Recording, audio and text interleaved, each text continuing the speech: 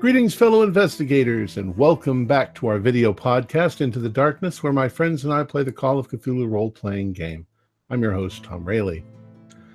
I would like to paraphrase Alexander Solzhenitsyn from the Gulag Archipelago. If men were either good or evil, then it would be easy to divide them and destroy the evil ones. But the line that divides good from evil runs through the heart of every man, and what man is willing to destroy part of his own heart? Our scenario is entitled The Secret of Castronegro, and it was written by Mark Pettigrew and Sandy Peterson. I'm your GM, and this is episode 4. Once again, Ken Trench has created a fantastic recap. So that being said, let's begin our journey into the darkness. Ken?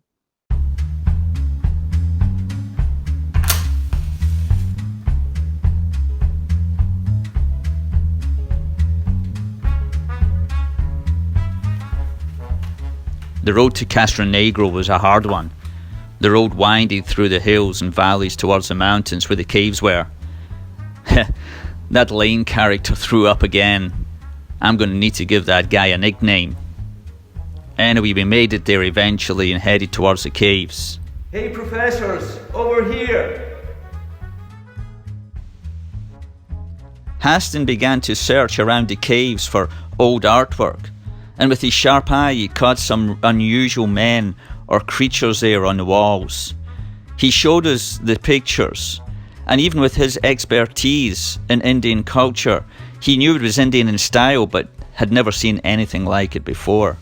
With no evidence of Godfrey, we travelled on to Castronegro. So we visited the Castronegro chapel. Turns out the town was settled around 1680 to about 1700. There was a big deal, something to do with the Inquisition a few years later. But the good priest, Father Alonso, told us that David had been in touch with him. He had visited, asked all sorts of tourist questions, history, and it seems David had an interest in the occult. Not my kind of scene, but certainly David was on a search for something. So it turns out that the young man, Joaquim Villela Pereira, who went missing from that hotel back in Silver City, his uncle, who stays here in Castronegro, was none too pleased when I started asking questions about that young man. He was the owner of the tobacco shop, and of course I bought some cigarettes. But one thing that was strange about that shop is some of us went in and spoke to him. They had some little idols on the shelves, but they weren't Mexican or Spanish. They were Asian, strange. The professors told me, Far East kind of stuff. Why is that here in Castronegro? As the sun began to go down over the mountains and the shadows grew over the town of Castronegro, we decided to wander and take a look. We came across an old antique and curio shop, La Tumba, the name of the label inside that ancient occult book belonging to David Lane. Unfortunately, the shop was closed, but we looked in the window and saw all sorts of strange items, including statues and figurines of an Asian type. What a strange influence over this town of Castronegro.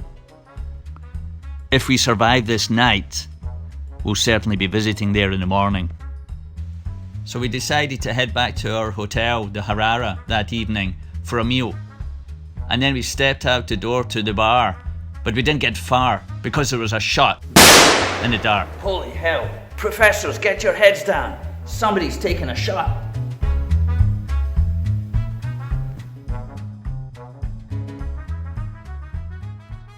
Holy hell, professors. Best line ever. All right, guys. So last that happened was you were obviously shot at. And Dr. Harlow dove for cover and banged his head against a trash can and knocked himself out. So you guys are all, it's dark. and you guys have all kind of scrambled to get some cover. Go ahead. Well, holy hell, professors! What are we going to do? I immediately duck for cover along with the rest of the guys, and I'm trying to pinpoint as quick as I can where the shot came from. Impossible to tell. It's dark. Could have come from anywhere. Did anybody get hit?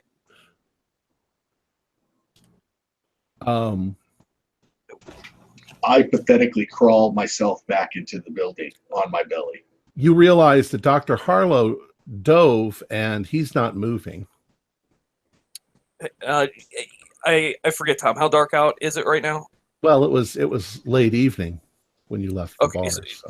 So it is It's nighttime. black, right? Okay. I'm going to scramble to try to find him. Is it obvious where he's at on the ground? Yeah, he's probably on the right next to the side of the road. And okay, I'm going to kind of grab him by the shoulder and just say, "Hey, you okay?" And see if he responds at all. Or he doesn't. He seems to be passed out. Although you don't know whether he's shot or not. Oh. You don't see any blood. We got to get him inside. I start trying to drag him towards the front door. Okay. Or well, are we closer to the bar now or the inn? I think you're closer to the inn at this point. Yeah, that's what I thought. Yeah, that's where I'd want to drag him into then. You probably pass me as I'm crawling on my stomach. Like, damn it, man! Don't forget me. $500 in it for you.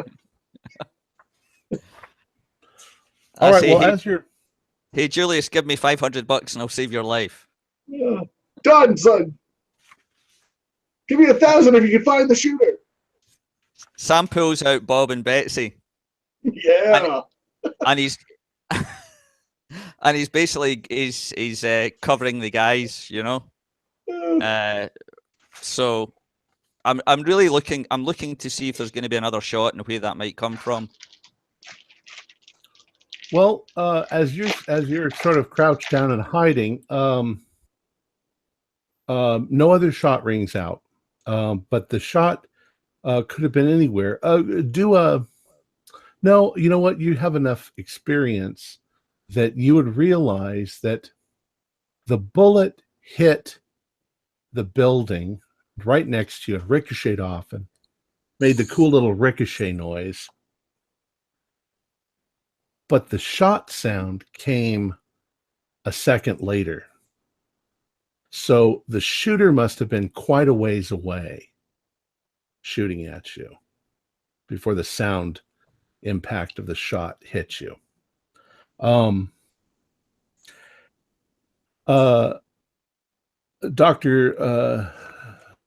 Haston, as you are pulling Dr. Harlow into the front of the hotel, Juan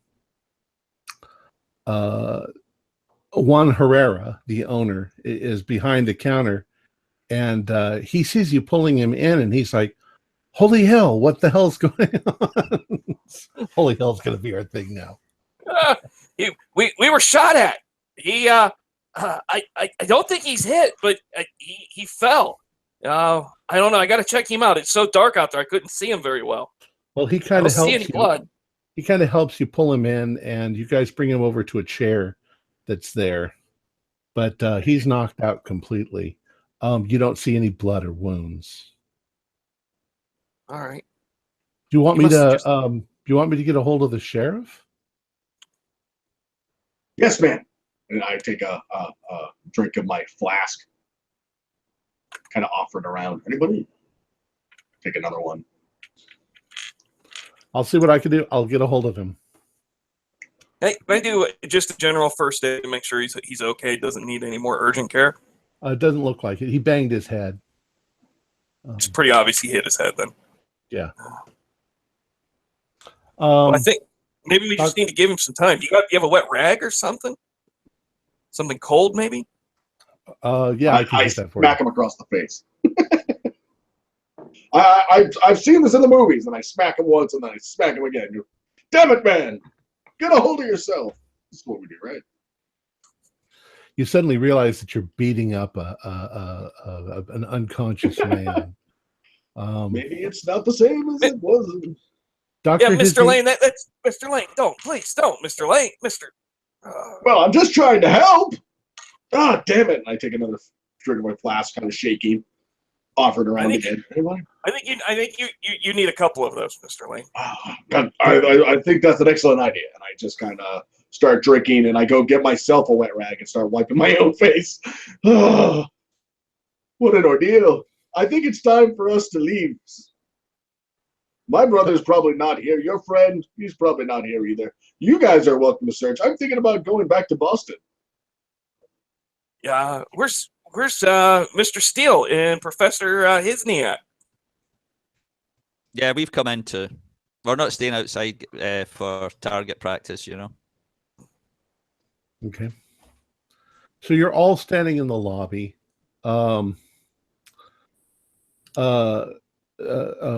Juan has gotten one of his assistants and told him to go get the police. So, and he's making sure that you guys have water and, whatever you need. And he says, do you have any idea who shot at you?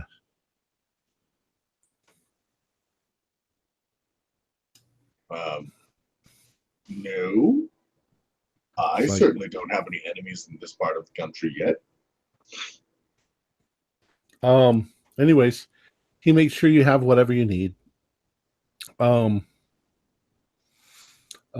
Dr. Harlow, he eventually starts to come to, but he's got a massive headache, so he wants to go lay down. Which is how we get him out of the game for a little bit until he gets here. So I assume one of you will help him up to his room. Sure, I'll do that. Okay. After about 15 minutes, the assistant comes back, and 5 minutes after that, a man dressed as a sheriff comes in the door. The sheriff looks like he's got darker skin, like maybe he has a lot more American Indian in him. However, his hair is black and his eyes are green. And he comes in and he says, so what seems to be the problem here, gentlemen? I don't know you. Are you just passing through the town? Oh, my name's Jason Lane. Some crazy bastard tried to shoot at us. We were just, pretty much passing through, looking for my brother and their friend. And it's terrible, but I don't feel safe. If you have any off-duty deputies, if they could, maybe put a guard under for us while we're at the hotel, it would go far in currying my favor. Mr. Lane, you said? Yes. Have you been drinking, sir? No. Is that a bad thing in this town? And I kind of give him a little wink. Did anybody see the supposed shooter, gentlemen? I didn't see it. It was pitch black out there. Well, I find it somewhat hard to believe that somebody's taking a pot shot at you in the middle of the night. Where were you, gentlemen? We're right up front. Yeah, just out front of the building here. Have you gentlemen been drinking? No, sir. I explained. Sam explains to the officer. Well, we're on the hunt for two missing people. I explain I'm employed by Julius, and say so. Perhaps somebody doesn't appreciate that we're here in town looking for two missing people. Look, this is a quiet town. It's a small town. You're not going to find any missing people here.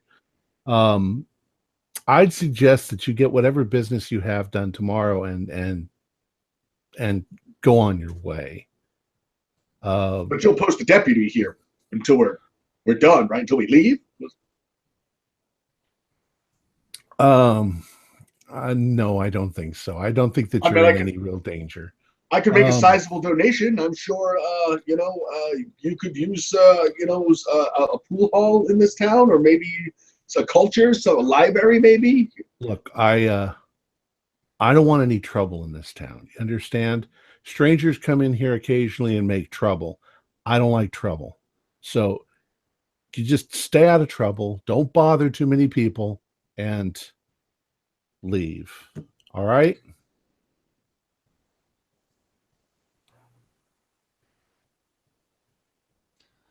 Well, I've got to say, I'm Sure.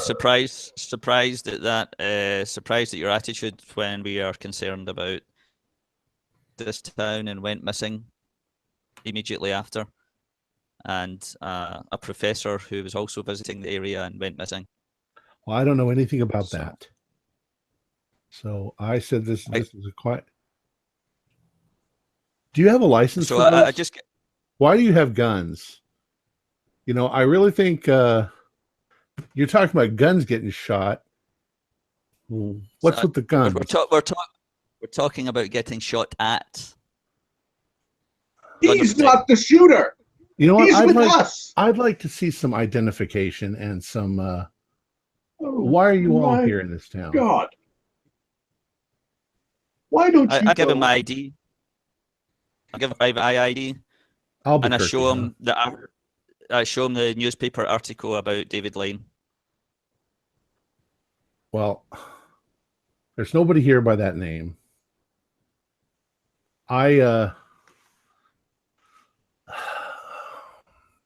Look.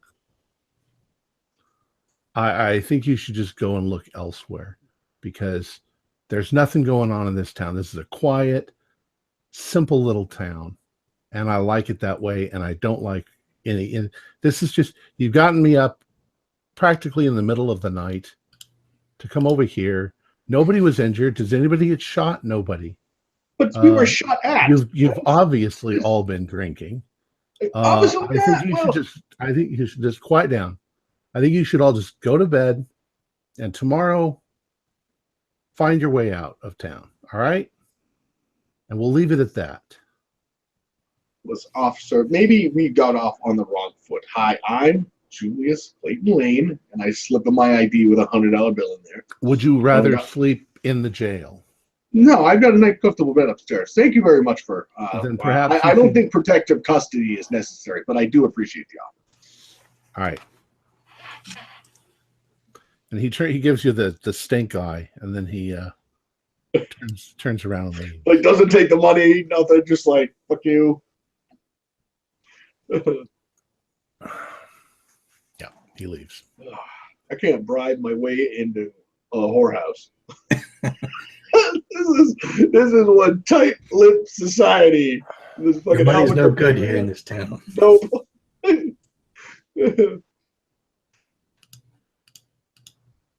All right. After he leaves, kind of more quietly, so that maybe the hotel owner.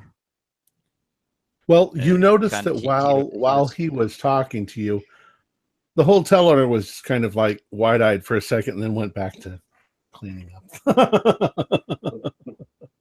Okay, well, well, in that case, we call him over. Hey, what's his name again? Jan Herrera. Juan. Hey, Juan, come here. Yeah, what can I do for you, gentlemen? Is this the way the sheriff normally operates here? No, the sheriff's a nice guy. He just doesn't like any trouble. He never gets any trouble from anybody in the town, so he's going to probably assume that you guys are strangers and that you're the trouble. I mean, that son of a bitch would have been happier if we got shot. I'm sure that if you were actually had been shot, that would be a different story entirely. I don't see him outside trying to dig a bullet out of your porch. I just walked back in the room. So that was the sheriff, huh? What an asshole. Didn't seem real concerned there. Nope. Another person doesn't even like money. I don't get this down. Well, it's all part of the country. he says, I hate to say it. It's a quiet town. It's a small town, but it's not a very friendly town. Mm. I'm You friendly, seem friendly to Juan. but then I'm a hotel owner. So I give Juan the kind of drunken, but I like you. You're the best one. And I slip him a 5. I'll take your money. I know you will. That's why I like you. I know I can trust you, Juan. I say, Juan, is there any reason why visitors are so disliked here? What's the issue? Are they all I don't immigrants know. like you? Is that why? I think that it's just a town where people are used to doing what they do and not getting bothered, and the only people that are going to cause problems are people from the outside. So it's a close-knit community. It's a close-knit community. I say, Juan, who's actually in charge in this town? Who's Well, the head who's in man? charge? Yeah. Bernardo Diaz owns most of the town. You Yeah, can we were see told to that, stay away from him, but you're gonna run into a lot of Diaz's in this town, and Villela Pereiras. I mean, I'm not one of them, but is there a my place family goes back almost to the beginnings of the town, but maybe not. Maybe 50 years after the town started, my family started here. But even back then, it was Diaz and Villela Pereira. I think back then they called it De Diaz instead of Diaz, but names change over time. But Bernardo's their family owns most of the town, and they don't like strangers. You notice we don't have very many modern conveniences.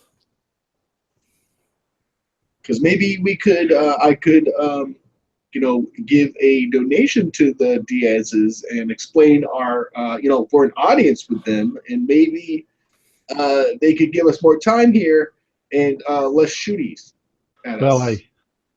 I think they're more old money than new. And that's I got some brand new $100 bills for them. If we could maybe set up I don't think you understand. The very concept of discussing money around them is extremely offensive to them. They've got money. They've got plenty of money.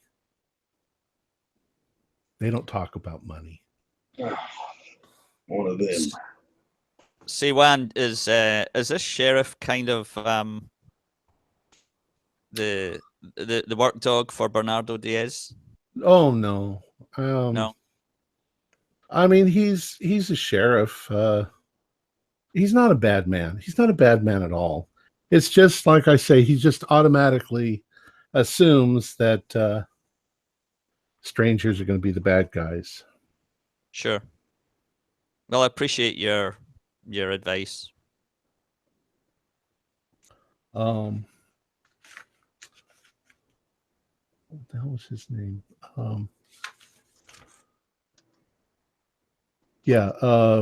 Constable Fred Garcia, the policeman. He says it's another old family, but not as old. He says, just if you're going to stay in town any length of time, just be careful. Fair enough. Don't piss anybody off, or they'll just have the sheriff throw you out of town. The sheriff can't actually throw you out of town, unless you do something. But he can hassle you if you want, if you annoy him. Like staying in town might annoy him. He'll keep an eye on you. You can better believe that he'll keep an eye on you. Getting shot out. Is this a normal occurrence? Is this why it's such a quiet town? Is because strangers don't visit because they get shot at? I've never heard of anybody getting shot at before.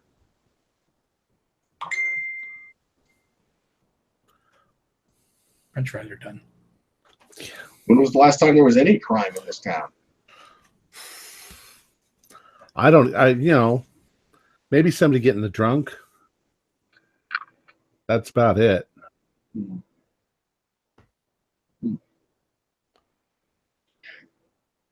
No robberies, no murders. It's been a long day, guys. I'd say ask the sheriff.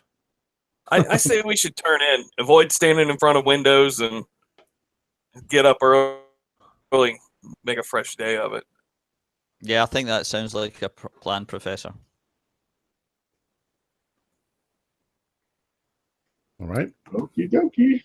And I head up. I kind of hint just before Haston leaves. I can just more quietly. I hint to the guys. We've hardly been in the town.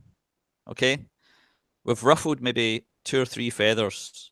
Philip Pereira in a tobacco shop seemed none too pleased with my questions about his missing nephew. Aye. The hotel owner seems like a good guy. The father at the church seemed like a good guy. He gave us real information and was concerned about He David. seemed like he might have had some secrets. He had some unusual. That was not your normal church. Well, I was thinking about in the morning maybe just going straight over there and seeing if he's having a morning mass, just to see if his services were, I guess, what we're used to seeing, what I'm used to seeing in church. And the other thing that we can check out in the morning, guys, is Latumba, the bookshop. Remember where the book came from, David's book? Yep. So, and obviously that wouldn't be causing any hassle for the town or the sheriff. So that would be a little bit more low-key, you know? There's that library over on the corner too. We might want to stop in there and just see if there's a librarian that might be able to help fill in any pieces. Yep.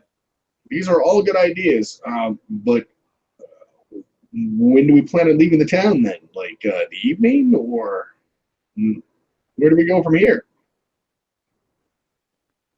I think we need to discreetly get a little bit more information here. There's definitely something more, at the very least, from Latumba.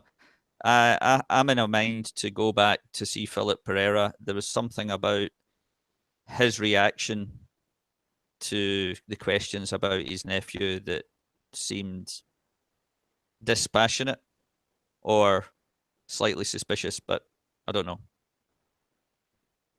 I agree. Everybody in this damn town seems suspicious except for one. So, besides him. Remember, Julius, the bookstore is one of the biggest connections we've got for David just now, so we want to do that tomorrow. Okay, we do that first thing. Okay. So you all retire for the evening, and I would like you to all do power rolls.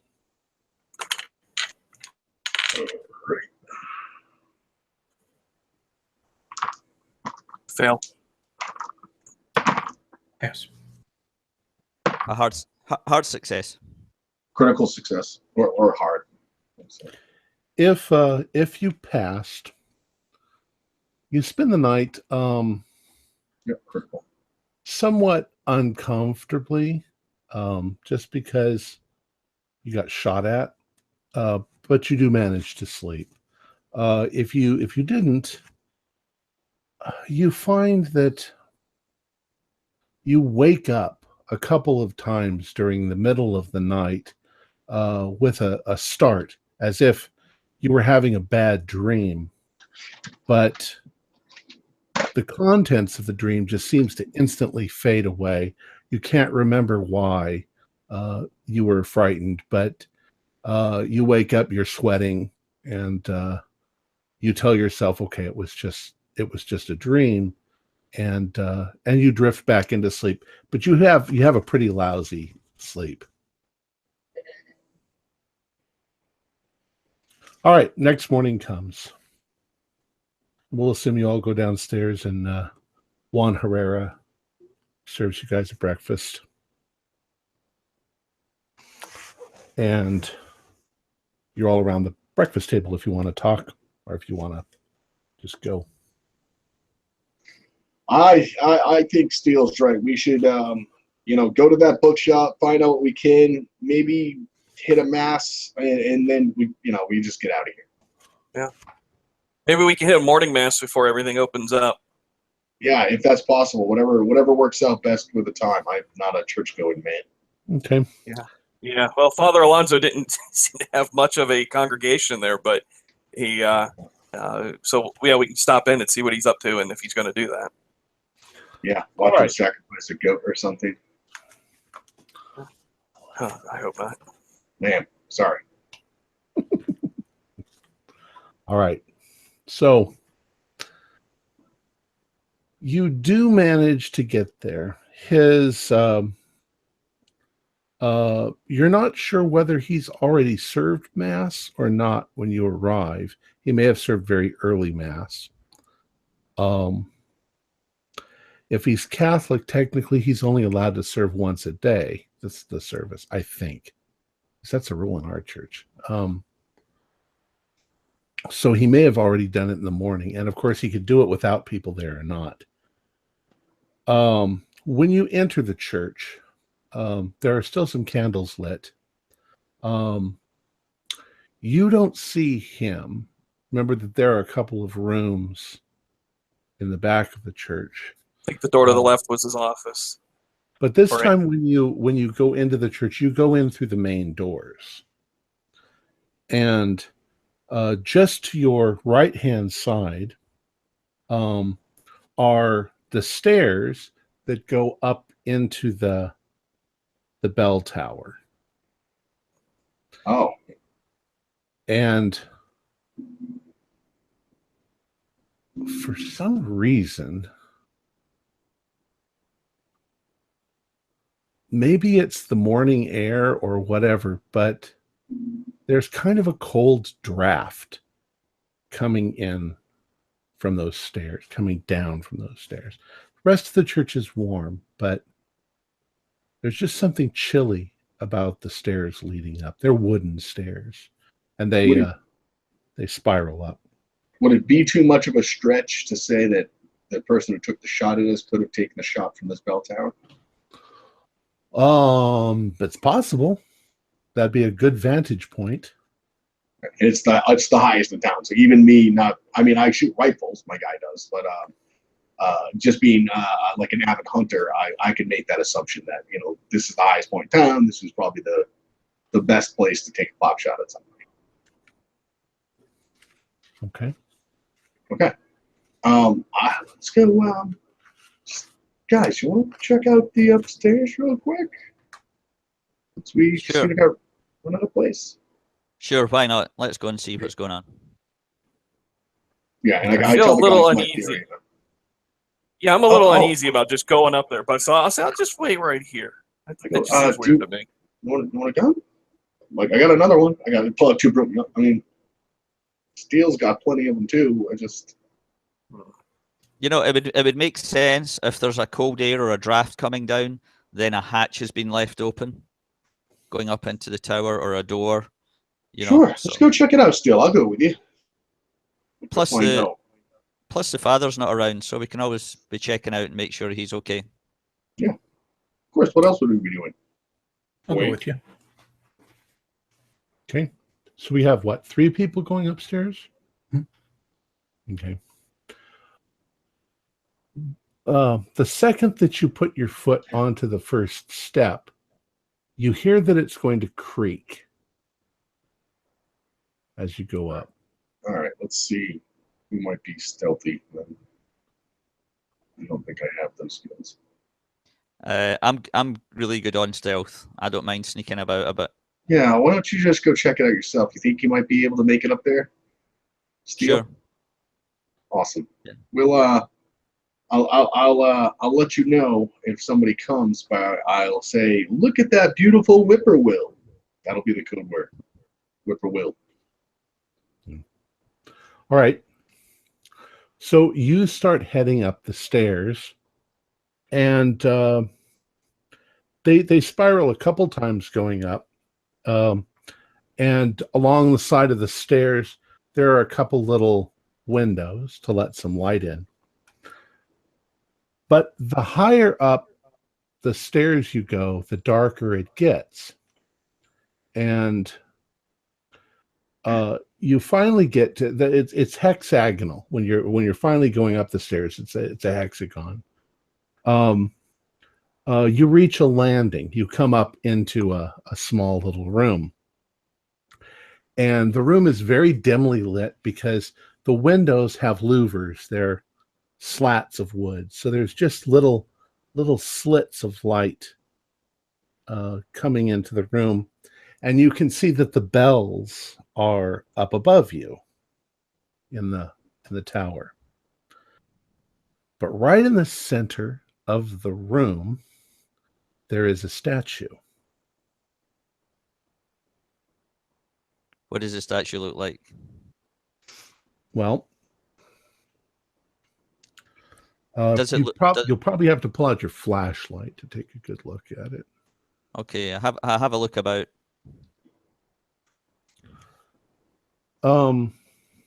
It's a very strange looking statue. It looks like a man, and it's distorted and twisted. Do an intelligence roll.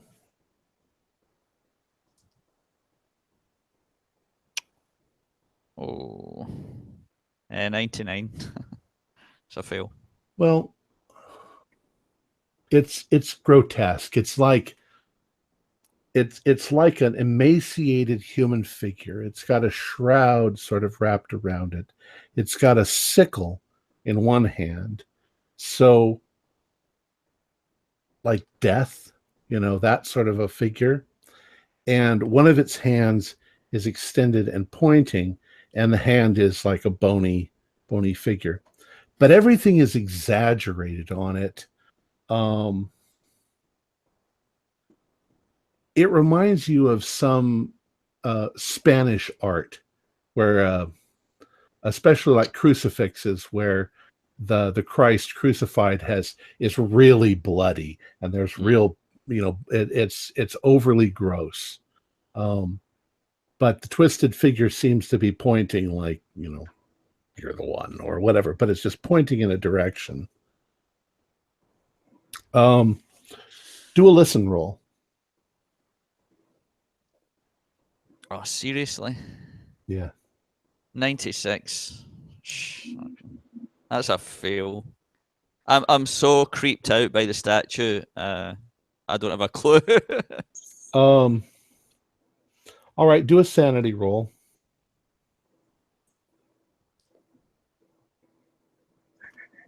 That's exact on 38. Okay. Yeah.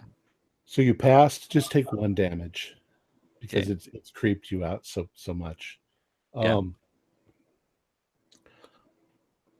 You would guess from the way the church is oriented that the figure is pointing southwest, the direction that the hands are pointing. And this is a permanent statue? Well, you're not there, are you? You're downstairs. Oh, no, I'm not there. Do I recall from the map and our journey what would be southwest of Castronegro? Well, the way out of town is one thing, but Silver City, is that direction? Well, maybe a little bit, yeah.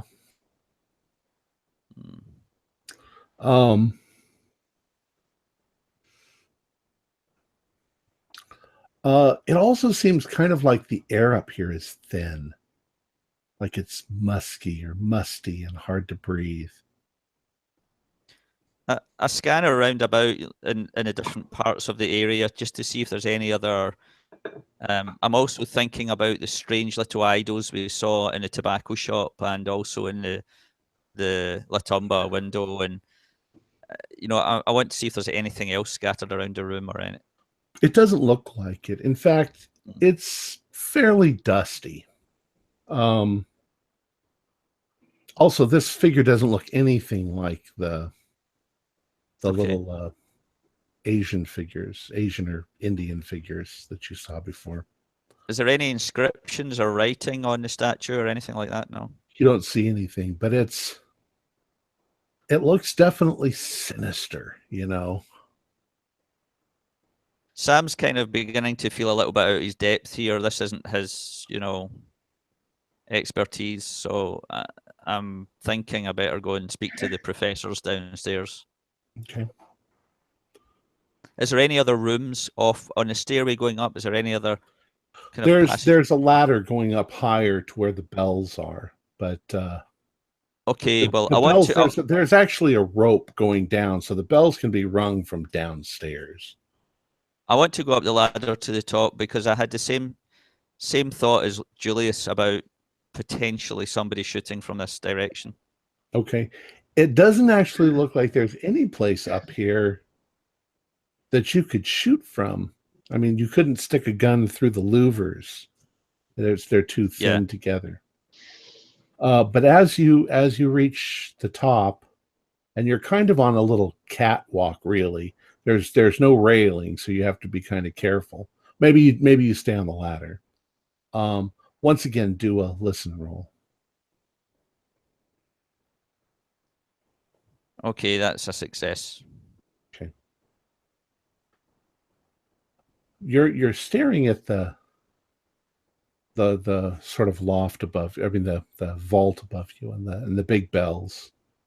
Yeah, they're not that big. The bells. And you're looking down at the statue, and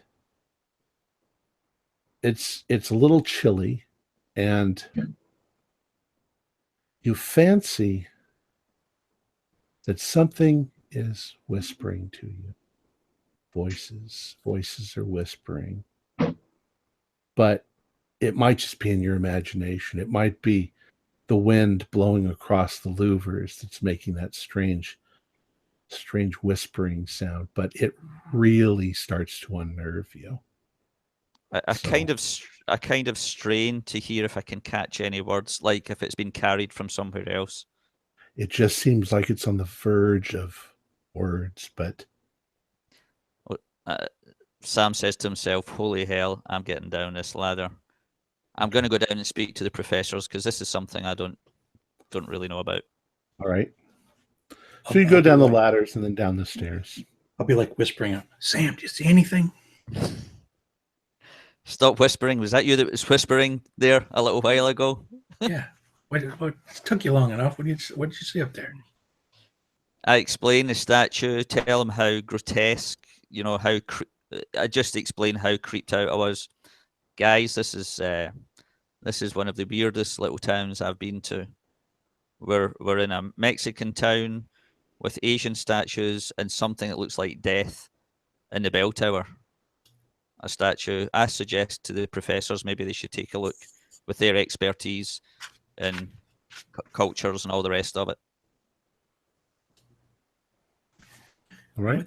Why would they put a statue in a bell tower?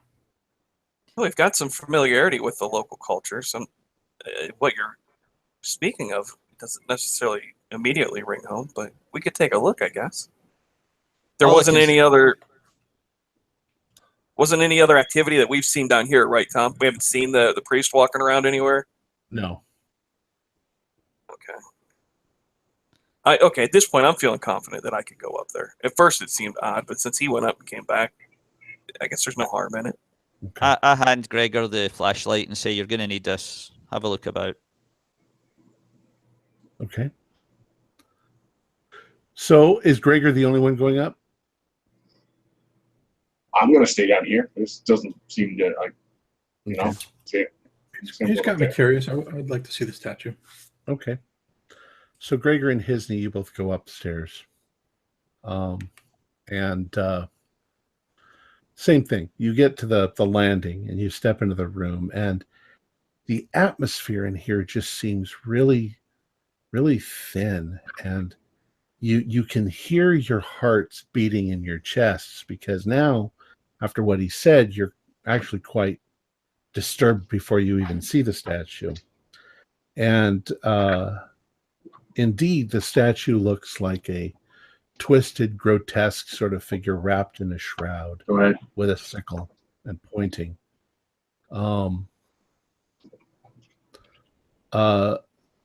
if either of you have like what do I want to say? Any kind of art or maybe history. History would work too. You can roll that.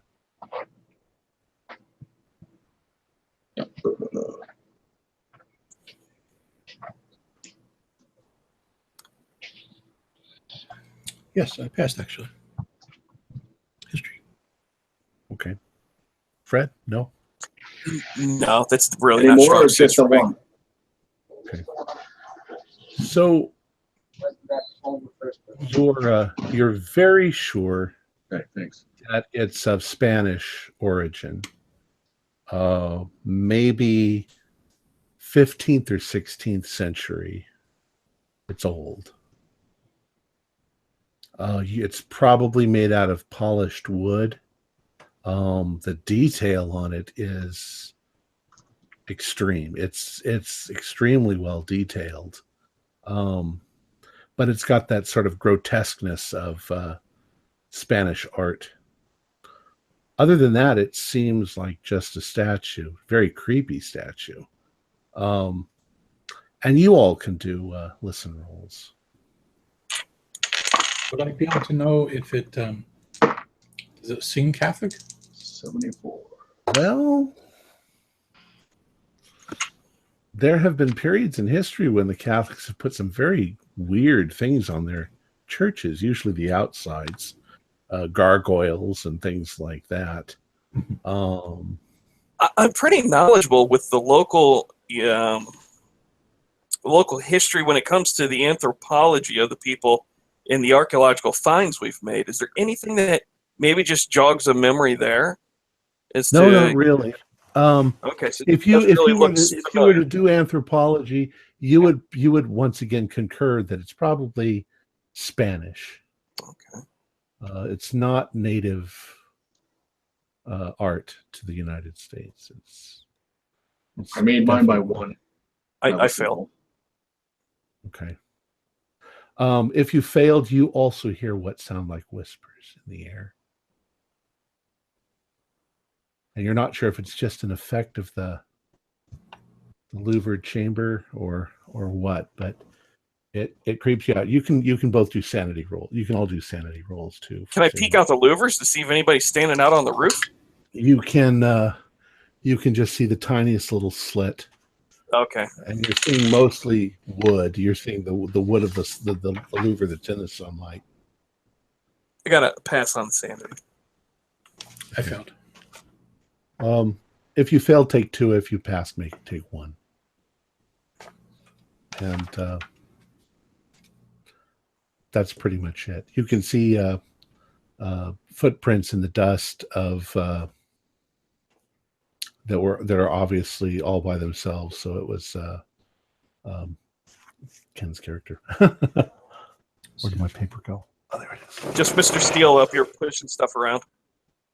So from the description that Steele gave, do I make a connection with any printings in the book? No. Okay.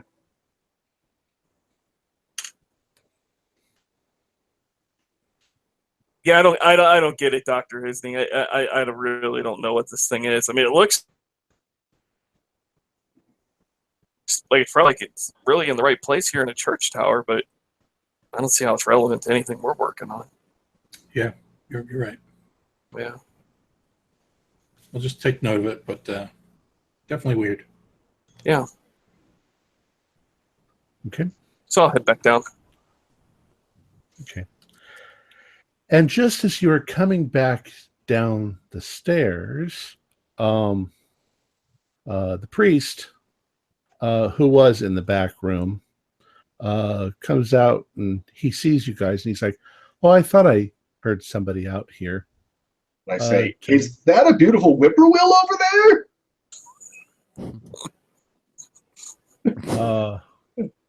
No, that's a dove. You're obviously not a Catholic, are you? No, but I do love the whippoorwill and God a lot. That's good, my son. And I don't know Father about the Alonso, whippoorwill, but Father Alonso, were you having mass today? I already did that this morning. Oh, is that something you do typically then? Like, what a sunrise mass or? I don't have people show up except on Sunday, and then it's very few of them. So I usually get that out of the way first thing in the morning when I get up. And okay, I was just hoping to attend. So if I were to come by tomorrow, I might be able to catch mass. If you'd like, I can arrange that. What time would you like? Around sunup would be fine. Oh, okay. I can do that. What about tonight? Let's knock one out. I have to wait until tomorrow. Oh, customs. Is there anything I can do for you? Were you just coming for mass? Yeah. By any chance, though, I'm not quite sure how to say this, but were you in town last night? I live in town, yes. Okay. Did you happen to hear a gunshot late last evening? No. Okay. Well, we were shot at last night, and we wanted to investigate your bell tower here, thinking it may have been an apt position for a shooter, but it appears not. Oh my.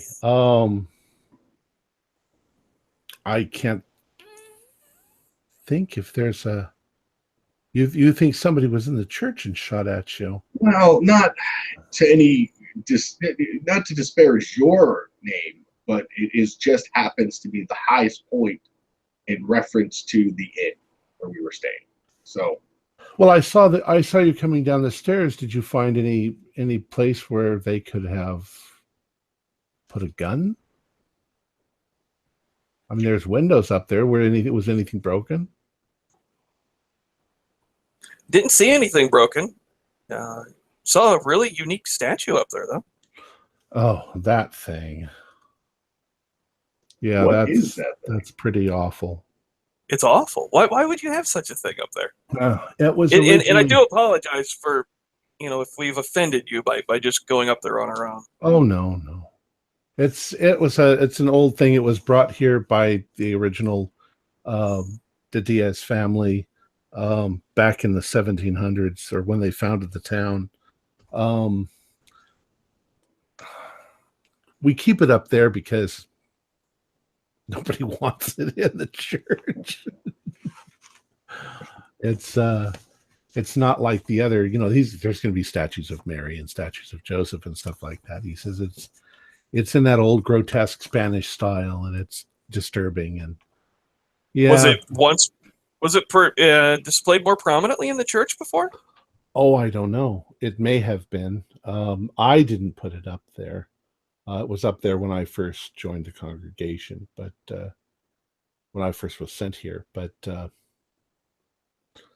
I was told to just leave it there. It's part of the church's thing. I think it's, the Spanish went through a very grotesque sort of period in church art, and that's just a leftover. I don't know if it was valuable to the Diaz family, but they're the ones who donated it, and we don't just throw things away. So, how long has it been up there? Since the beginning of the town.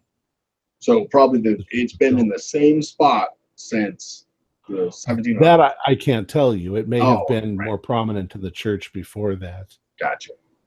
You'd expect something more like in a cemetery, but there is a cemetery outside. So. Tom, how big was this again? How big was it? Was it a life-size statue? Pretty much, yeah. Carved out of, well, it was black, so you're guessing maybe ebony or something like that. Or maybe it was stained or painted that color. Okay. Quite honestly, the workmanship on it was exquisite, but gross. Is there anything else I can do for you, gentlemen? No, Father. Thank you. Yeah, Are there any, unstable people in your town that would want to take a shot at us for no apparent reason? Like, I mean, I can't think of anyone who would do that. It's not exactly a friendly town to strangers, but I can't imagine anybody shooting at you. Say, Father, you were so helpful regarding David Lane, and we really appreciate that. When David was here, did you get a sense that he felt in danger in any way? No, not really. No. I thought he seemed like a very nice person. And how long was he in town for? I don't know. Did I already give you that answer? I can't remember. I can't either. I didn't have it in my notes, but about a week or so. Okay, let me put that on my notes so I don't ask it again. Actually, no, he was here just for a short period, wasn't he? And then he left. He had to leave. He had me do the research at the library and send it to him. Right. Okay, that makes sense. Well, we appreciate your help, and we'll let you know how we got on. All right, and I will have the church unlocked and sunrise service tomorrow. All right. Thank you. Of course. All right. And he walks you sort of to the door and sees you out. I say to the professors and to Lane, I said that there's just something I meant to do this morning, and I kind of head across the road. I think it's just across the road, the inn, and check out the wall roughly where the bullet may have hit, to see if it's actually lodged in the wall. Okay. Do a luck roll.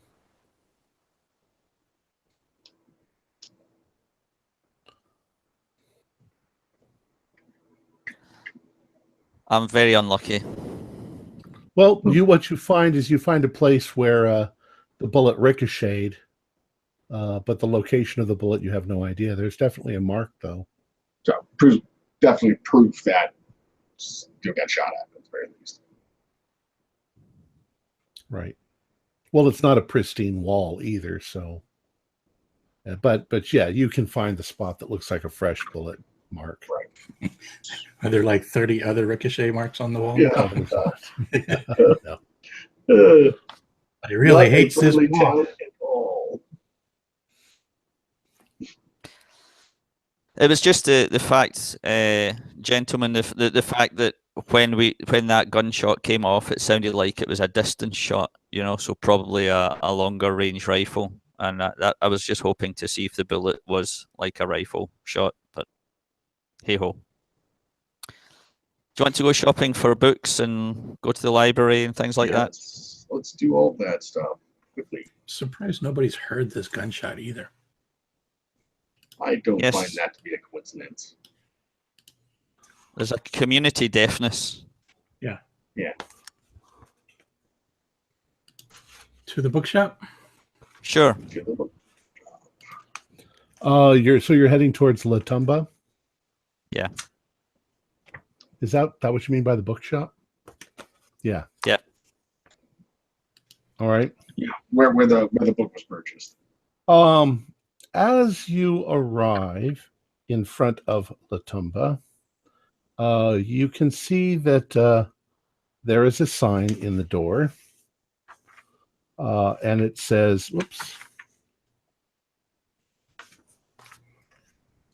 it says La Tumba, and then in little parentheses underneath it, it says the tomb, and then it says proprietor Filippo Diaz.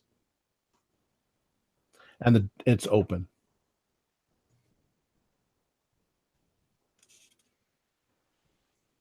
I walk in. All right. You walk in, and it's what you would kind of expect from an antique shop. There are things everywhere. Lots of things of an Asian sort of cast. And lots of stuff to look at. but you don't see anybody in there. Is there a bell? You haven't even found a desk. There's all sorts of things, Asian things, and Julius, have you got that book with you? Yeah. Mr. Diaz? As you say that, it's almost as if this guy appears out of nowhere from around a thing. And I'd say that Mr. Diaz looks like he's probably in his 60s or 70s. He's tall, but he's hunched over. His hair is silver, and his eyes are bright green. He's like, "Yes, can I help you?" Hi, Mr. Diaz. My name is Julius Clayton Lane. Pleasure to make your acquaintance. I had some questions about a book and possibly purchasing similar vintage books that you sold to my cousin David a couple of weeks ago, and I pulled the book out and show it to him. Ah, yes, I do remember. But this was ordered mail order. Most of my business is mail order.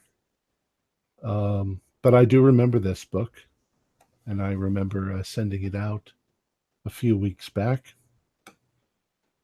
You're interested in more like this? Certainly. If I could get an idea of what my cousin was into at the time, maybe you could tell me about a bit of the book and its origins. And well, I don't really know. There was a specific title that he was looking for, and I procured it for him and sent it to him. I haven't read the book. Oh, gotcha. What is this book about? Like, if I were to get one, it's written in German, is it not? It is, but I don't read German.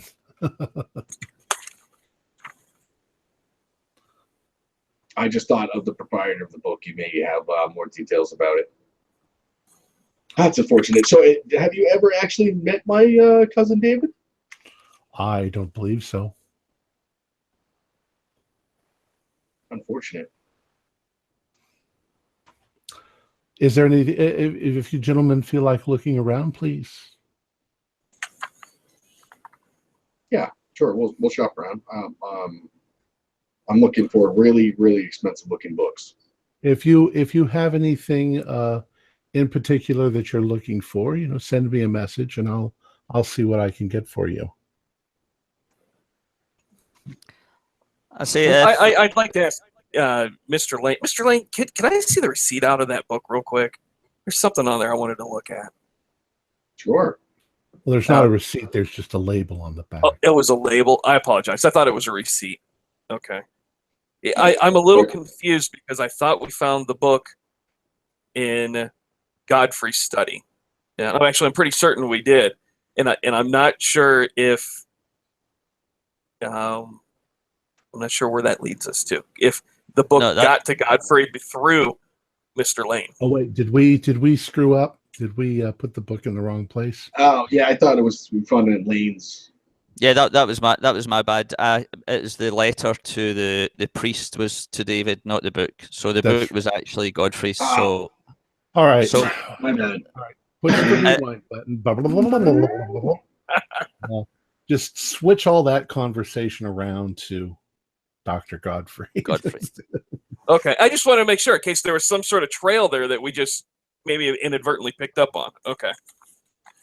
It was the amnesia trail. So we ask Filippo before he disappears. Did you have much communication with Professor Godfrey from the Albuquerque University? Well, if you're talking about the older gentleman, he wasn't that old, was he? A plump little man. Yes, that's the one. He came in and looked around once that I can recall. But I sent the book to him. So Has he ordered other books from you, or was it just that particular one? I don't believe so. I think that's the only thing that he requested. Can you tell us anything about this book in particular? Nothing. As I told Mr. Lane, I have no idea. Okay, well, thanks. But it's a rather expensive book. Where could you find such a book? That's what amazes me. Then. Oh, I simply put my. I've got connections all over the world, and I simply sent out my feelers, and the book came up, and I certainly wouldn't pass up selling such a expensive piece. Sure, and we wouldn't want to, undercut you or in any way. But if we could maybe get your contact information on whom actually sold you the book to sell to the professor, because he may know more about the book, and that's kind of what we're trying to. Well, you have to understand, I'm a proprietor. I don't give out my resources, my sources. And I understand that. Maybe we could have him contact us, and I'd be willing to give you a finder's fee of whatever the book's worth is, and just for having that person maybe contact us at the end. Do you have a card? I do. Right. So he takes your card. Now, gentlemen, if you want to look around, feel free. You've got a really unique collection here of this. Is this Asian that you have up here in the window? We have Asian, Indian, Chinese, quite a few different things. Where does the Asian element come into such a rustic Midwestern town? Or Western? I admit, that's my curiosity too. It's a really unique thing that you have here. As I say, most of my business is mail order, so yes, it's probably not likely that someone from this town is going to purchase a statue of Ramasekva or anything like that. But I do occasionally get requests, and I send them out. So it's mostly shipping that I do. Mr. Diaz, did you hear a gunshot last night? A gunshot? No. I didn't think so. I just wanted to check. You people are sound sleepers. Mr. Diaz, we were in the church across the road and or down the square, and we happened to find a really strange and interesting statue up in the bell tower. And I described the statue to him. I said, do you know anything about that kind of culture or the history of the town where that statue maybe came from? Spanish religious art. I don't believe I have any in stock. And he looks around. He says, no. He says, that's a rather rare piece. Have you seen the statue? Most people have, out of curiosity, seen the statue. It's quite disturbing. You don't have any books that show that thing's origin by any chance, do you? Because that's a curiosity in itself. Well, we know that it was brought here by the town founders. Right. Why? Sentimental reasons? I don't know. I was just curious. The Gothic period, you had French people, gargoyles, as the DM so poignantly said earlier. But I was just wondering if that's how this might fit in. Where something like this fits into a church. I couldn't say, but in a town as old as Castronegro, people accumulate things. It's my business to sell things that people have accumulated over the years. Do you have anything that's of more local origins here? Stuff that might have been significant to the town at one point or another? As part of your collection? Here, no, nothing like that. When you say not in here, though, is there somewhere else that we could try to find something like that? Not in this town, no. Okay. Fred, do a spot hidden roll. Okay.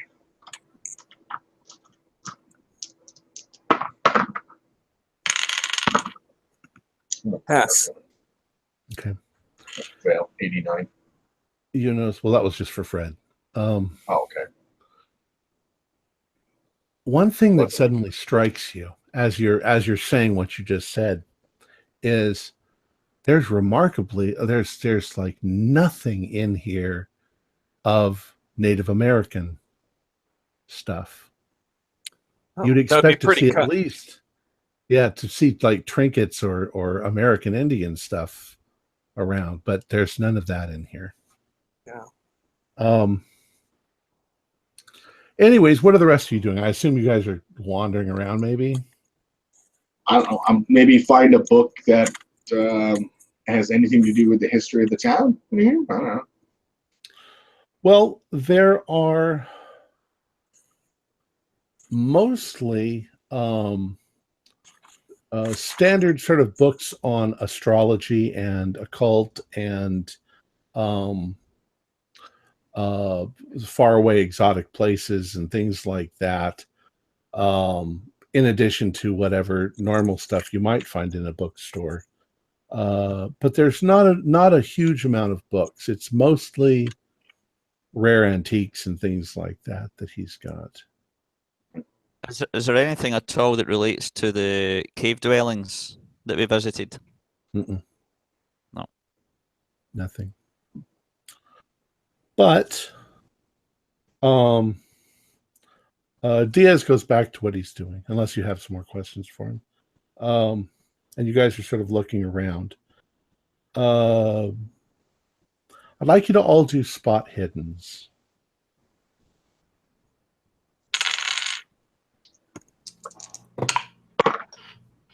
Jesus. Last time was 89. This time was 88. Guess it's getting better. I got a pass. Okay. Professor Hister. I did fail that. Okay. Well, I just want the winners. Fine, for those of you whatever. who failed, you see a lot of stuff. Okay. This and that, and nothing remarkable. But Dr. Hister. His knee, sorry. You're looking around, and at first, out of the corner of your eye, you think that you are seeing you see an animal. But when you turn towards it, you realize that it is a little statuette. Only it's kind of strange. The statuette, it looks like it's about a foot tall. It's made from some sort of a clay, maybe a dark gray stoneware. But the statuette is rat-like. It looks kind of like a rat, except that it's very distinct in that it has a human face, and its little paws are little human hands and feet.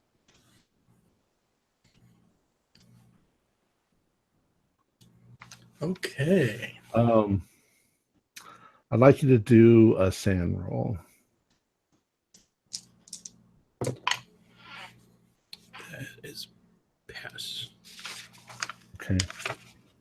In which case you don't have to take a sand damage. Do you have any Cthulhu mythos? No. Okay. Yeah, I don't think you can start off with Cthulhu Mythos in the 7th edition. You can if I gave it to you in the beginning. Oh, if you okay, had gotcha. You see a price tag, $25. Which $25. realize prices that's Approximately 250, give or take. Yeah. I mean, let's be honest. I haven't been able to do shit with my money so far. So if you ask me to buy you something, I'll do it. Yeah. Okay. Who else got a success? Sam did. Sam. All right, Sam.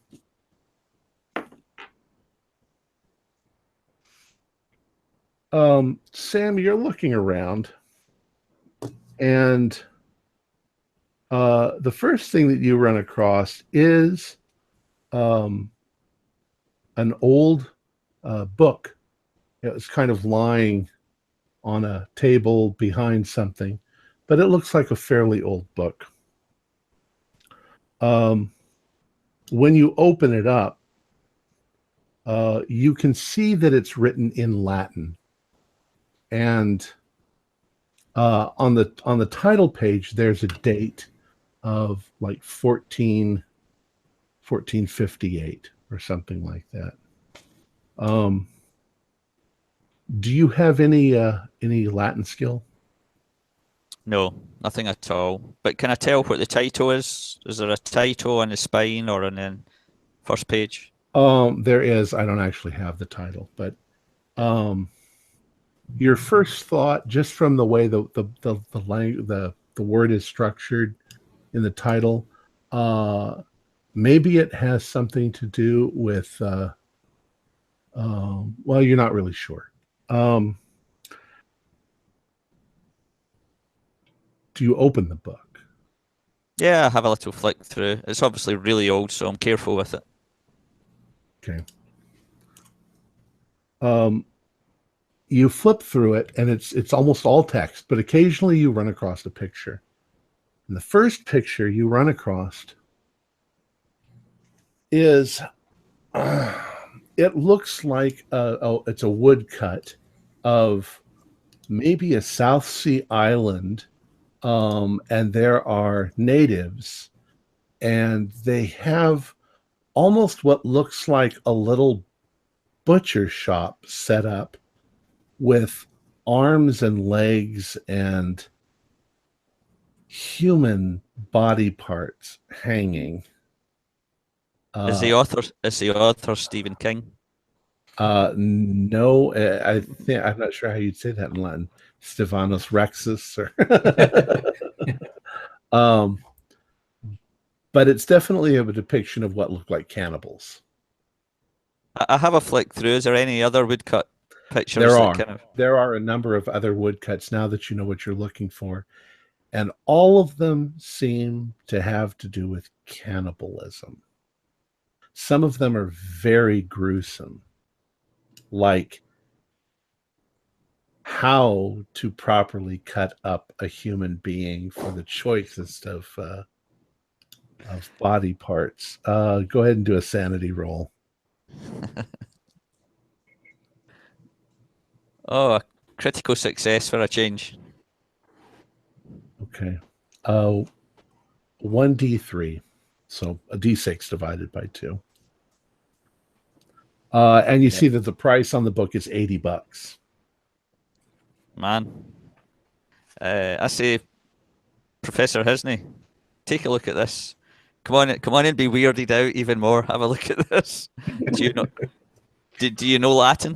Do you know Latin, Professor? I do not know Latin, unfortunately. Okay. What about Harlow? Is it Harlow? Does any of the professors know Latin? Dr. Harlow's in bed asleep. He's bumped his head, so he's. Fred, what's your guy again? You're muted, Fred. Haston, Professor Breaker Haston. Professor Haston. And when you're saying that, he looks over and goes, "No, just English, Hopi, Spanish. That's my deal." I was just wanting to find out what this guy was, what the guys was saying about what the ingredients are for a best meal made from human beings, But anyway, I put the book back down on the shelf. Dr. Hisney, if you looked into the book too, you can do a sanity roll. Thanks, Sam. At your service. 89 fail. Okay. We'll make you do a 1d4. You see it. Sam has an original idea. He thinks he could start bringing people on ghost tours around this town and take them to the horrific statues and round the creepy bookshops and make them lose their mind. Those of you who didn't make your spot hidden roll, why don't you go ahead and do another spot hidden? So Fred and Joshua. 62.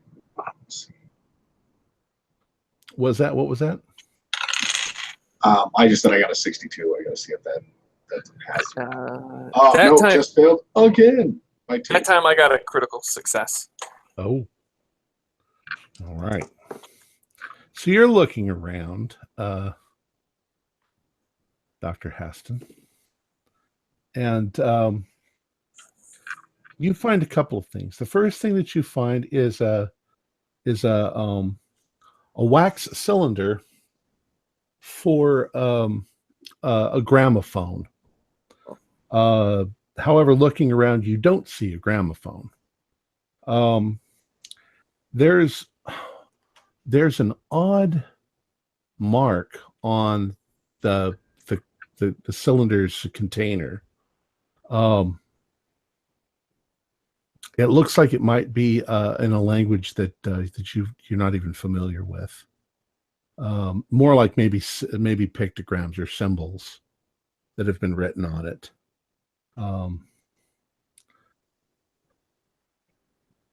You're guessing that it would have to be maybe late 1800s.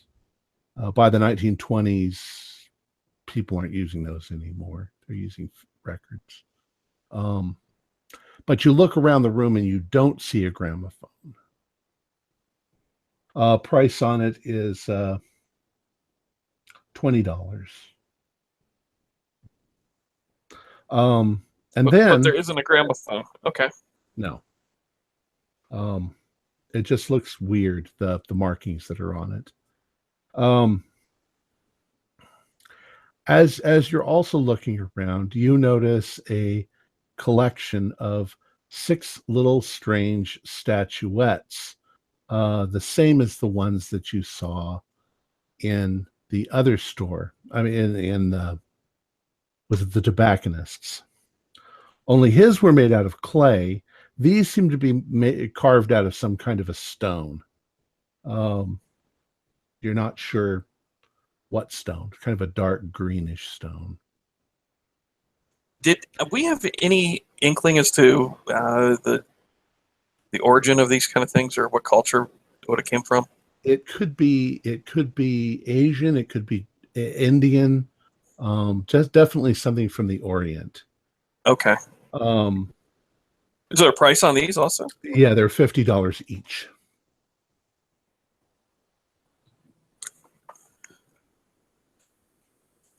Well, you don't have any Cthulhu mythos, do you? No, I do not. Filippo, Mr. Diaz? Yes, sir. This wax cylinder over here, is this for a gramophone? Yes, for one of the old-fashioned types of gramophones. Oh, okay. I'm not real familiar with them. I've just seen them perhaps played before. I don't own one. They're What's this marking on here? He looks at it and he says, "I don't know. That's originally on there. Possibly somebody had a catalog of them, and that was a catalog mark." Oh, do you have a way that we could play it to hear it? I don't have a gramophone. Okay, I didn't know if perhaps you had one somewhere else. Okay. Yeah, no. Anything else? No, thank you though. And I just kind of point to the statues and go, "Hey guys, look at those." And it's kind of like what we saw over at the other shop. These, I don't know if these are maybe a little bit nicer. They're made out of some dark green rock. I don't know if anybody can tell what kind of rock that is. Does anybody have Call any Cthulhu mythos out there? No? I don't think you do. All right.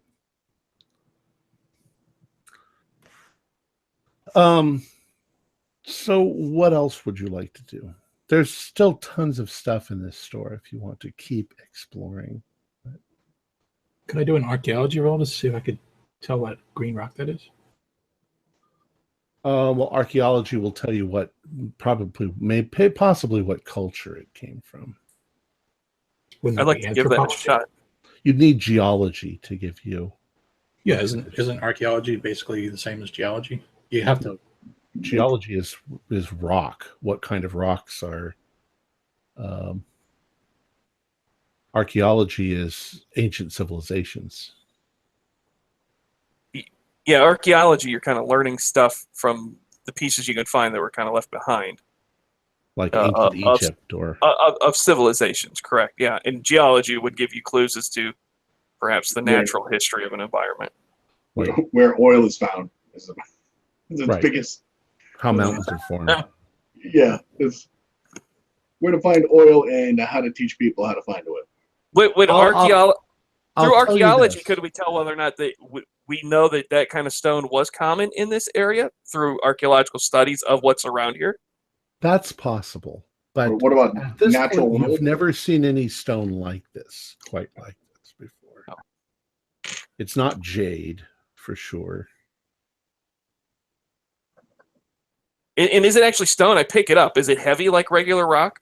It is. And it's got a kind of a slipperiness to it that's kind of odd. It's almost like an oily stone. There's no residue, but it feels that way. Wow, these are really unique. I bet these might be worth some money. Really? How much do you think they might be worth? I would $50 each. Yeah, well, maybe back in the city they'd be worth even more. What if we bought the ball, Mr. Diaz? Anything else, you guys? They're an interesting little curiosity. I believe they're supposed to bring good luck. You know what this stone is made of? Like, I have no idea.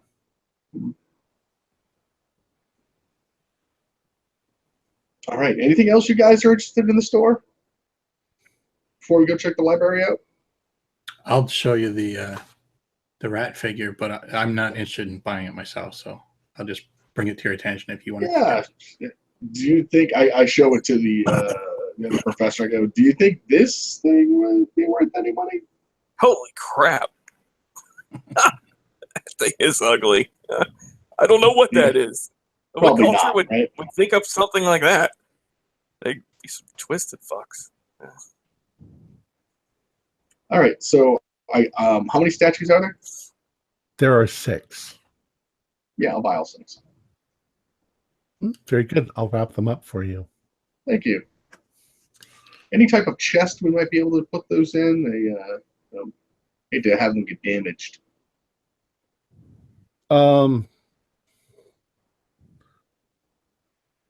Not I'll really, buy the but, chest, of course. Yeah, maybe there's a box. Okay, there's a great. box. And he wraps them up and puts them in. Yeah, I honestly don't even know. I mean, it'd be a wood crate, right? Like, I didn't even know cardboard was invented in the 20s. I imagine. I always picture the wood, like 1920s. It's not important. He gives you something to put them in a box. Okay. Or something. Are they large? No, they're small. Only about like this. Do you mind if I hold on to one to just kind of keep checking it out? I'll make sure you get it back. Sure. It's your Yeah, property. no, of course. Yeah, it's fine. I find them interesting. I appreciate your tutelage, and it'll be a nice addition to my collection. Sure. I'll let you know if anything comes to me about it. I'll let you know what I please can figure out about them. Yeah, no, absolutely. Yeah. Mr. Lane, do you think you'd make a good Christmas present for my little Billy, my son? Could wrap one up for him. Think you'd like one of these? Yeah, it might help him sleep. Maybe when you prefer the rat statue? You could put a little hanger on it, put it on your Christmas tree on it. Yeah, there might be a market for that in the future. Yeah, of course, Lane. Of course, if you figure this out, I'll throw one in. You figure out where my cousin David is, then Okay, I'll that's a throw deal. one in. That's a deal. Okay, well, this guy obviously sits in his shop, doesn't do too much, and makes a heck of a lot of money with the weirdest stuff you've ever seen. And as deaf as a doornail like the rest of this fucking town.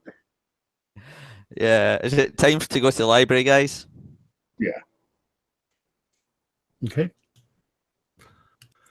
So you guys saunter out of the shop, and you start heading over towards the library. All right.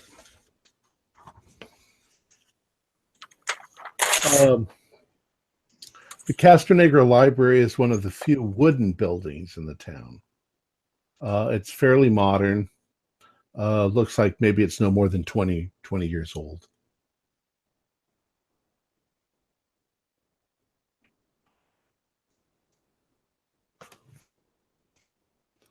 Can somebody refresh why are we going to the library? Like, I mean, is there a specific clue that we're following up, or are we just going to go? I think it was just because the research, right? David Yeah, had been doing David had been doing research in the library, and we just thought maybe for a bit of local info. Okay. Perhaps they remember David or what he was interested in, or maybe Or they even what have some the- information about the church. Yeah. Yeah, the something priest like was, that. Researching because he did some research for him too. Yes. All right. You step into the library. The library is 2 stories tall, but not really large. When you first go inside, there is a little office, or I guess you'd call it like a library desk, directly to your right-hand side. And there are shelves of books throughout the room.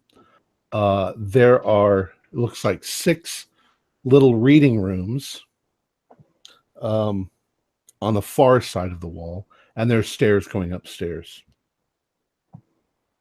As soon as you go in, there's another very old man, librarian.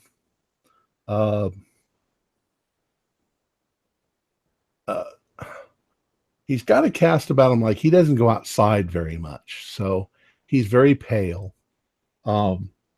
His hair is kind of salt and pepper, gray and black, and his eyes are green.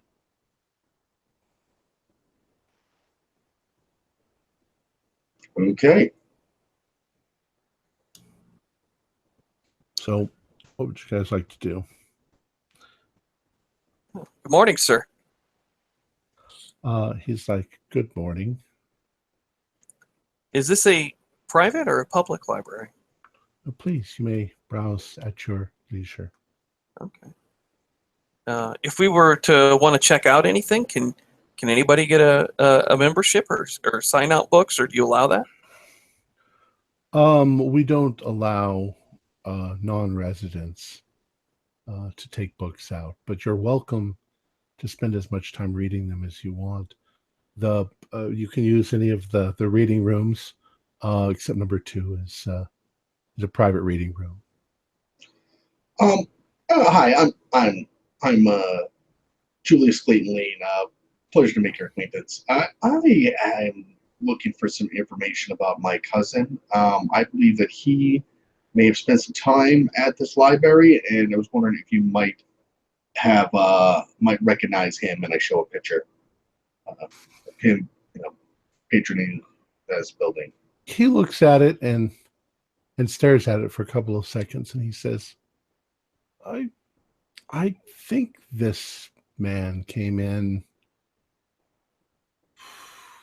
maybe a month ago. He wasn't in here very long. He seemed in a hurry. Did he check out any specific books? Or did he look at any particular books that you may remember? No, he wasn't in here for very long. He seemed in a hurry. I don't think he even said a word to me.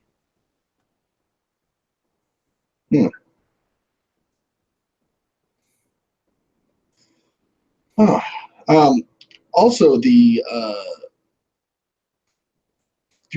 we have the information? We have the letter that has the information from the father, but do we know what he was researching in particular, or do we just have the envelope? You just have the envelope. We just have the envelope. Okay. Also, I wanted to follow up on some information that... I don't mean to interrupt you, but please keep your voice down. It's a library. Sure. Aren't we the only ones in here? Rules are rules. Of course they are. So, I was wondering if we may be able to follow up on some information that the father was doing for my cousin David.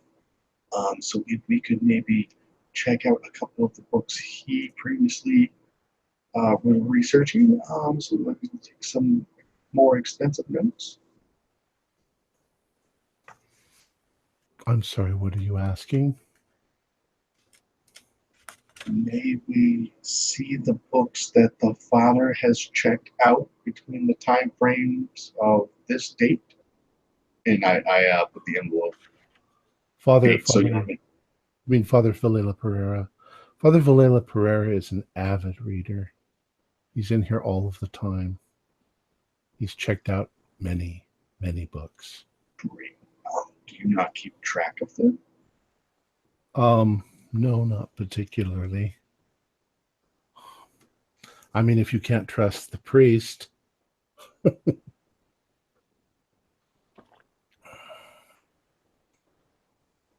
He doesn't have much to do except read. He's not laughing. I'm laughing. Okay, because if he was laughing, I was going to throw in some masturbation jokes, but so he's not laughing. He'd probably say that's breaking the rules. Right. All right. So you don't have a card index or anything? Yes, there's a card index right over here. And about that time, you guys look over and you see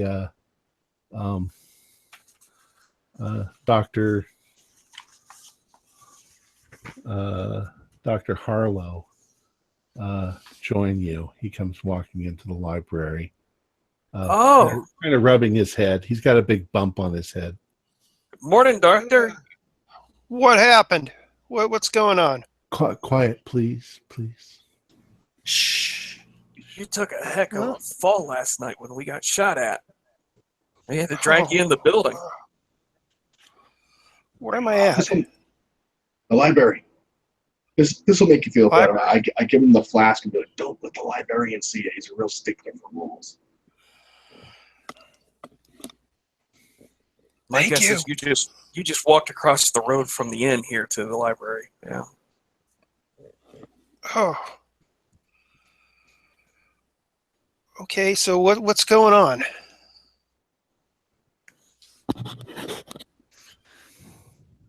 Well, basically, Doctor, this town is the most tight-lipped town you've ever met in your life. Nobody's telling us anything. Yeah, we haven't got a fucking nothing. Like we can't bribe people. They Language, won't talk sir. to us. Language.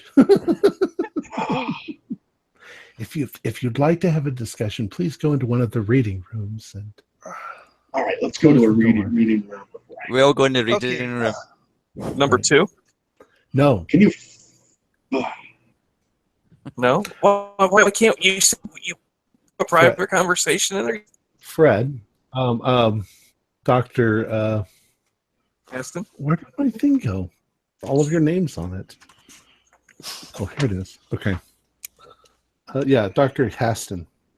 as you guys are heading to reading room number 3, go ahead and do a spot hidden for me. Damn. Fail. Okay. You can see that there are books in reading room number 2. I passed, by the way. Okay. Well, okay, Sam. You notice that some of the books in reading room number 2, as you're going by, are also of occult nature and rather old, some of them looking. In fact, you might think that one of the titles on the spine of one of them is the same as the one that the Julius has. In German or in English? In German. As we're heading to reading room number 3, I just pop back to the librarian and say, who is it that uses room number 2 regularly? And he's like, oh, I'm sorry, that's a private reading room. And at this point, he comes from behind his desk and walks over to reading room number 2 and closes the door and locks it. Damn it.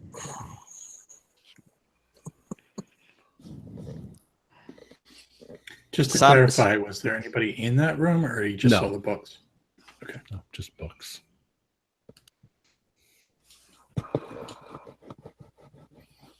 And he just ignores your question and then goes back to work behind the counter. Okay, I go back to room number 3 and meet with the guys and say, I'm increasingly getting frustrated with this town. I feel like shooting half of them.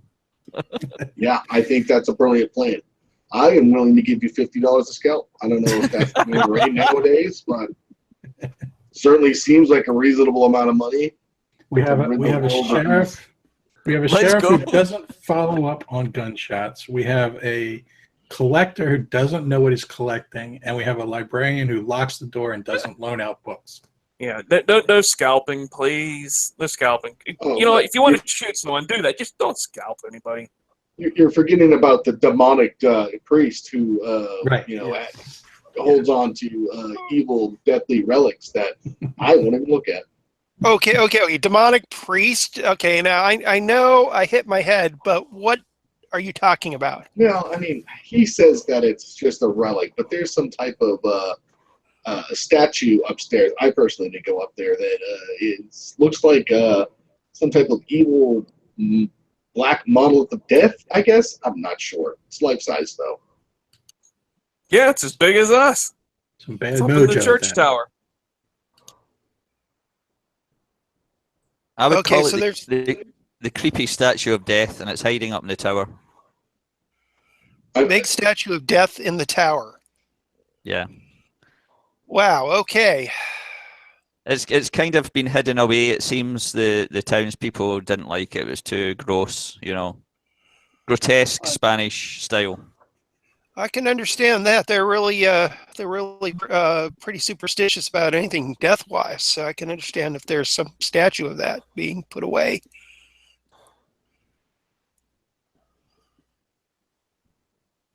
We picked up a bunch of these little statues too. Hey, check this out. What you got there? I show him the green stone statue that I had in my jacket pocket. And it is essentially just like the statues that were the little statues that were in the tobacconist shop that we saw. You were in there, right? Yeah. Yeah. And except these are made out of a slippery looking kind of green stone that none of us so far have been able to identify. Do you know much about rock? There? Me, no. No clue. No. Never seen anything like that before, other than maybe soapstone, but even then, that's kind of a little slicker than that. Is it starting to darker and darker? Is the wetness starting to rub off in my pocket at all? Is it drying off now that I've been carrying it? This is weird. So it feels almost oily, but there's no liquid. It's not. It's just. stone itself.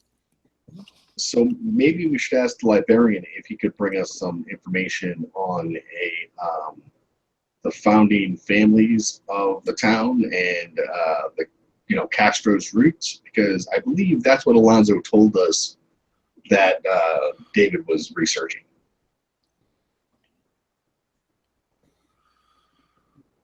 Is that what you want to do? Yeah. So you're going to go ask him to find books for you? Of course, yeah. Exactly what I'm going to do. Okay. All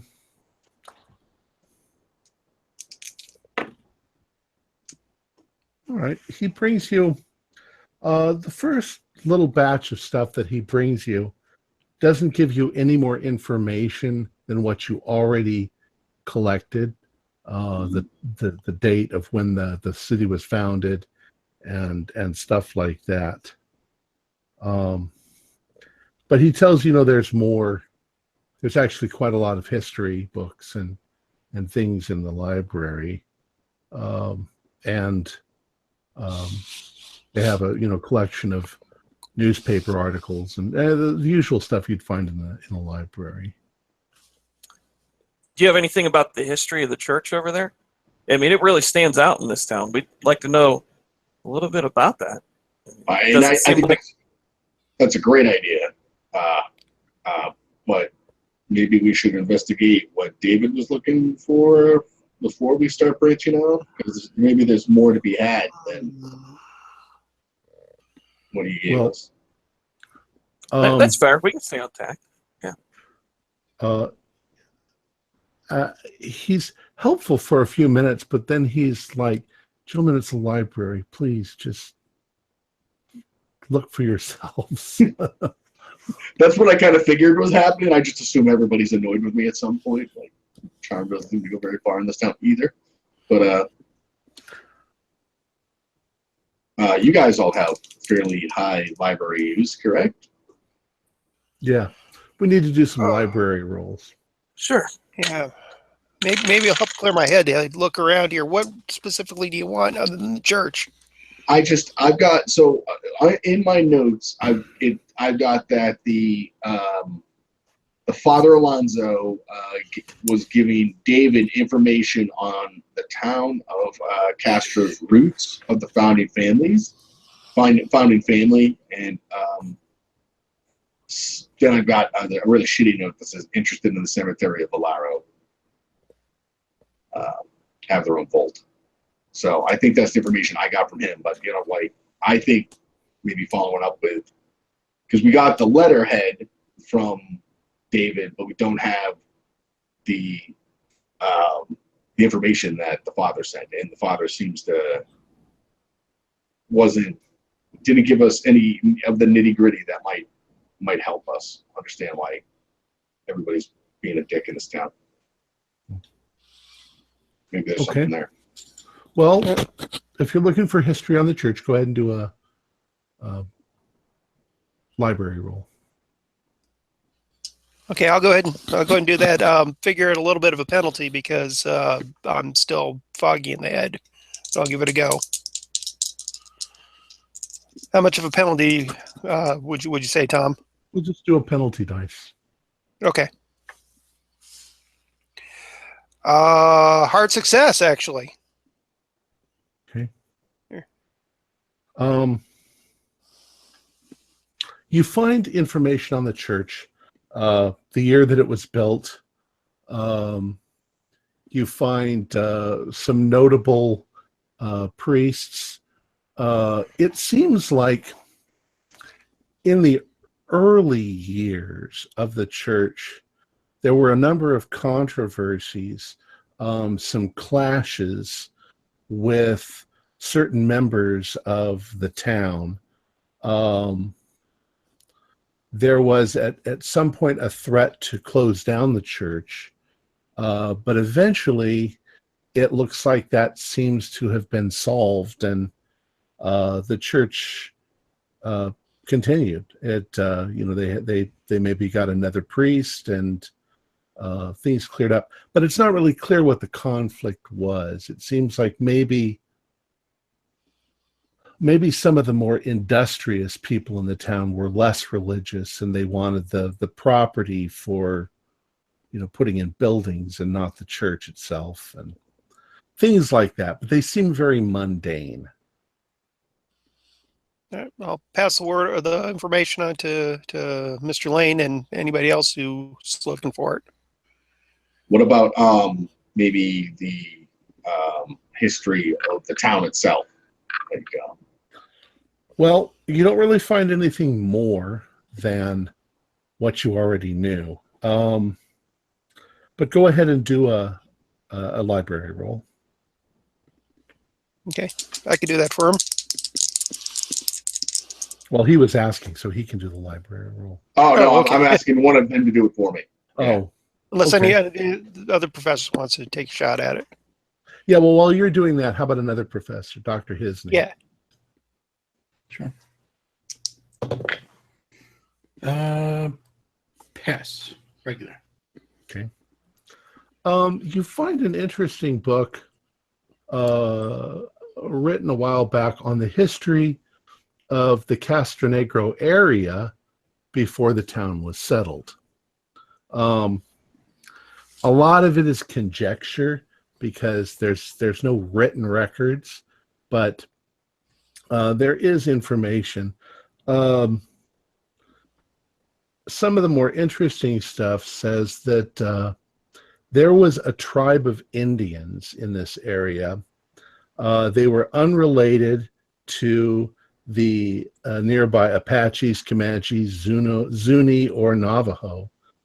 They dwelt in the area until a few decades before the Spanish arrival.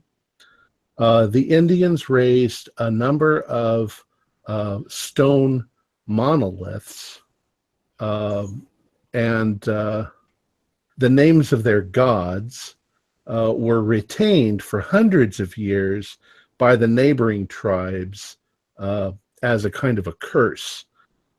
These gods were called Niyurab and Yohoso.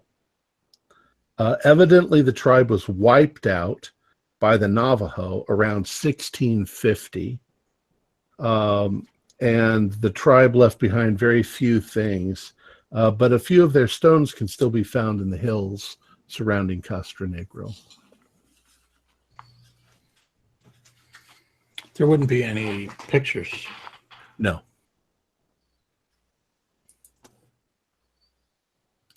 I was wondering if those little statues that you bought there, Mr. Haston, if they were maybe from that tribe. Okay. Did it describe in any detail how large the stones were or anything about their physical appearance? If we were to even attempt to look for them, would we be able to identify them? Well, it uses the term monolith. Yeah. Monolith. So that's That probably fairly large. Sam, you're looking around. What were the names are of the you gods looking? again? The names of the what? The gods that they worship. Niyurab, Niurab, and Yohoso, Yohoso, Yohoso. Thank you very much. Sam, Yes. are you looking around? You gonna look for something in the Yeah. library? Yeah, why not? I've not got a good score on this. What are you looking for? Oh. I'm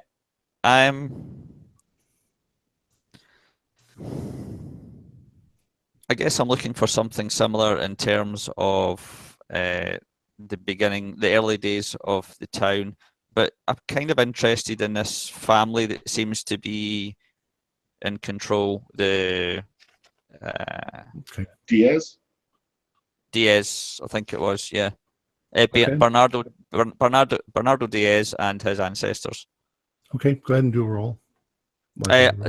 Critical success, actually. I've only got 20. Yeah, that's what I have. So I'm not even bothering. Well, you find some very interesting stuff. You find a family lineage Nice. And a history of Castronegro. I'm sorry, a family lineage history of Castronegro. The most interesting parts, the family tree of the De Diaz and Villela Pereira families. They can be traced back to the original settlement in 1680. Although other families have arrived since, it's evident that the Diaz and Villela Pereira population makes up about 30% of the town's inhabitants. Do an idea roll. Yeah. Okay. That's hard success. You notice after a few minutes of staring, since you are a detective, at the lineage of Bernardo de Diaz. There seems to be a very interesting family tradition. Direct descendants of Bernardo de Diaz, the male descendants, are all named Bernardo de Diaz. It seems like approximately every 40 years, from 1730 on, there is a new Bernardo de Diaz listed as being born. In other words, Bernardo de Diaz II was born in 1731. Bernardo de Diaz III was born in 1769. Bernardo de Diaz the fourth in 1812. The fifth was born in 1850. And the current Bernardo, number 6, was born in 1891. And about 20 years after the new Bernardo de Diaz is born, the predecessor dies. So they live to be about 60. The current Bernardo de Diaz would be a little over 30 years old currently. The former Bernardo de Diaz died in 1910. So is it quite striking that it's almost exactly 20 years after one of them passes away? You know, one of them's born, and 20 years. Is it really, really obvious? Yeah. It's only giving you the years, but yeah, there's a definite strong pattern there. And finally, Dr. George, what are you doing? Gregor, sorry. What are you going to look for? Dr. Haston. You're muted, Fred. Yeah, I'm muted, but I was thinking too. I can't just. So we've looked up the church. We've looked up the history of these folks, and I do want to look and see if there is any other sort of unique records about the natives for this area. I know we came across some information about the monoliths, but was that pretty much all we came across related to the natives of this particular area? There's in general, if they got the role, there's not going to be any more info. Okay. Go ahead and do I'll give you something. Go ahead and do a library roll. Okay. That's a pass. Okay. While they're doing that, you go over to the newspaper archives, and you want to see if there's any interesting things in the local news going back a ways. And you find a listing. I don't actually have the article to show you, but it's a number of articles. You begin to piece together a number of statistics that are listed here. And you find that in the last 100 years in Castronegro, over 200 infants have gone missing. How many? 200? 200 infants. Were they all native? or not as an indigenous, but were they all residents babies, or were there visitors who had infants that disappeared? All that it says is 200 infants had been reported as disappearing, and it also suggests that there may have been more because people don't always report it, especially the American Indians that are. How many years was that? It was 200 and what again? 100 years. Last 100 years. This is odd. Very odd. Rather frighteningly odd. Yeah, I would definitely share that with everybody. I mean, just about the babies going missing. No one ever goes missing in this town. You also run across incidents of cattle death. Mutilations like we were hearing about before? It looks like that the majority of the cattle killings started probably in the last 6 years, and they've continued at a rate of about 1 or 2 cows per month for every large spread in southwest New Mexico, except of course for Mr. Montoya, who had the tremendous amount that disappeared. And with that, I think that we'll end our session on that sort of revelation. All right. Hair in my mouth. Ugh. All right. I'll go ahead and I'll end it. Okay. Our players included Ken Trench, Jeff Wilkins, Ford Fitch, Joshua Morrow, and Fred Carter, with yours truly as the keeper of the secrets. We're currently producing 4 shows a week with music and sound effects added in post-production in order to create a richer listener experience. We provide audio-only versions of our shows free for you to download from Podbean or iTunes. Patrons of our show can now enjoy recordings of our pre- and post-game conversations when we first publish them. Some of the funniest and most interesting stuff occurs before and after the show. We have a new patron. Yves La Rochelle has pledged $1 a month, which really does help a lot. Thank you so much, Yves. Thank you, Yves. If you'd like to become a patron, visit our Patreon account. Just $1 or $2 a month helps us a lot. Like, share, and subscribe to our channel, and punch the bell icon for updates on our latest shows. And leave us some comments. We love hearing from you. This is Tom Rayleigh, together with all the members of our gaming club, inviting you to journey with us once again into the darkness for another adventure into the universe of H.P. Lovecraft and the Call of Cthulhu role-playing game. Until next time, good luck and good gaming.